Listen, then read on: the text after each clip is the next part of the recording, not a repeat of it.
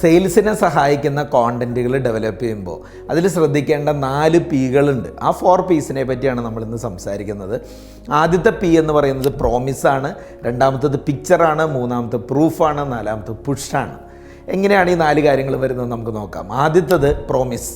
ഒരു പ്രോമിസ് എന്ന് പറയുമ്പോൾ സെയിൽസുമായി ബന്ധപ്പെട്ട് എന്ത് കോണ്ടൻറ്റ് ഡെവലപ്പ് ചെയ്യുമ്പോഴും കസ്റ്റമേഴ്സിൻ്റെ ഒരു പെയിൻ അല്ലെങ്കിൽ ഒരു ഡ്രീം, ഒരു ഡിസയർ, ഇതിനെ കണക്ട് ചെയ്യുന്ന എന്തെങ്കിലും ഒരു പ്രോമിസ് നൽകുക. അതൊരു മണി ബാക്ക് ഗ്യാരണ്ടി ആയിരിക്കും. ചിലപ്പോൾ എന്തെങ്കിലും പ്രോമിസുകളാണ് അവരത് ആദ്യം ശ്രദ്ധിപ്പിക്കുന്നത്. 2, നമ്മൾ അതിലേക്ക് വേണ്ട ഒരു പിക്ചർ എന്ന് പറയുമ്പോൾ നമ്മുടെ പ്രൊഡക്റ്റോ സേവനമോ എടുത്തതിന് ശേഷം ഉണ്ടാകുന്ന ഒരു മാറ്റം, അതിനെ പിക്ചോറിയലായിട്ട് റെപ്രസെൻറ്റ് ചെയ്യാൻ പറ്റുകയാണെങ്കിൽ ആളുകൾക്ക് പെട്ടെന്ന് കണക്ട് ചെയ്യാൻ പറ്റും. 3ാമത് പ്രൂഫ് മീൻസ് ഉപയോഗിച്ച ആളുകളുടെ ടെസ്റ്റിമോണിയൽസ്, അവരുടെ സാക്ഷ്യപത്രങ്ങൾ തീർച്ചയായിട്ടും ഹെൽപ്പ് ചെയ്യും.